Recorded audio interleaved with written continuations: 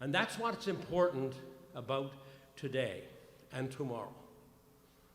Because gradually, what shall I say, insidiously, almost mysteriously, cunningly, the world, especially the Western world, is finding itself more and more ruled by the collective, by the group, this lobby group, that lobby group, some other group.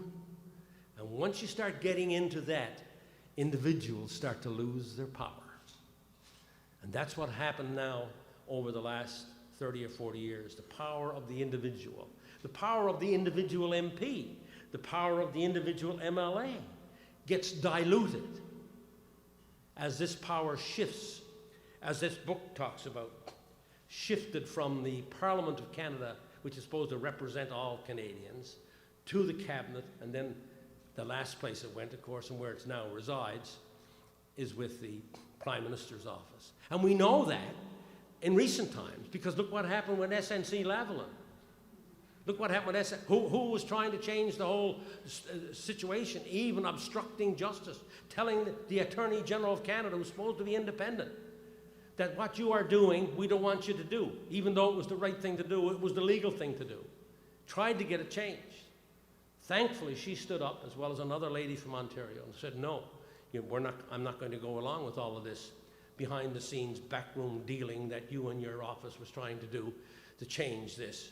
And these people had to go to court. We're not going to do any out-of-court settlement for your friends from Quebec. We're just not going to do it. And she didn't. And of course, she lost her job, and Ms. Philpott lost her job as well that they had. But that was extreme. But what's really important about that, whilst the Prime Minister lost on that as a temporary measure, when they went to the Parliament of Canada, which is supposed to represent us all, like I said, what happened in the Parliament of Canada? Well, he started to have parliamentary committees. And the committee was going to hear from Ms. Raybo and hear from Ms. Philpott. And all of a sudden, when the heat got a little bit too hot, they closed the committee down.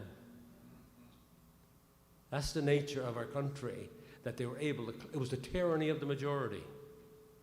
John Stuart Mill talked about the tyranny of the majority in his work back in the 18th and 18th century. So it is happening, and we know it every day from what's happened through this pandemic that we're into right now. We know that this is happening every day. There are regulations and stuff made on the spur of the moment by the Cabinet or by the Prime Minister or by a Premier, not going through the regular processes of the Parliament, allow for parliamentary committees and for everybody's voice to be heard. So in that charter, we were careful to put a bunch of stuff. Section 2. We've got the preamble. You've got some sheets. I'm going to go to Section 2 now. Section 2, of course, talks about your freedom, right? Our freedom. Each one in this room's freedom, right? And that's the freedom of expression, the freedom of conscience, the freedom of religion, the freedom of the press. And then it goes on to talk about the freedom to assemble. Remember what's happened to the freedom of assembly? Well, I'm glad you people are exercising your freedom tonight to assemble in this room.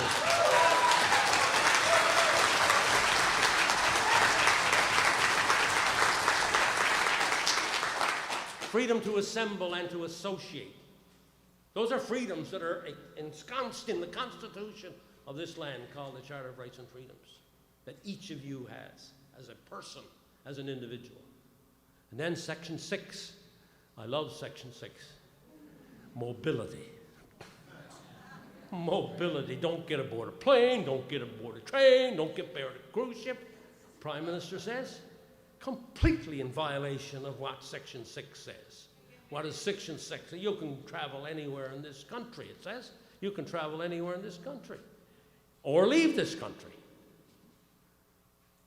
And then it goes on to say, and you have a right to a livelihood anywhere in this country. And we know friends of ours have lost their jobs. This is protected in the Constitution. Your right to pursue a livelihood, completely disregarded by every government in this country, completely disregarded. And then we go to 7, and to enhance those first 2, we hammered it home again. Life, liberty. Boy, these are powerful words, right? The right to life, liberty, and that last one, security of the person. Take that needle and throw it away. That's not for me, because I'm protecting myself by the security of person, which is in the Constitution of Canada. Security of the person. Unbelievable. And then the 4th section, section 15, to put an umbrella over it all, you, each one of you in this hall tonight, has equality before the law. Equality before the law. Right now, that's been hammered to pieces.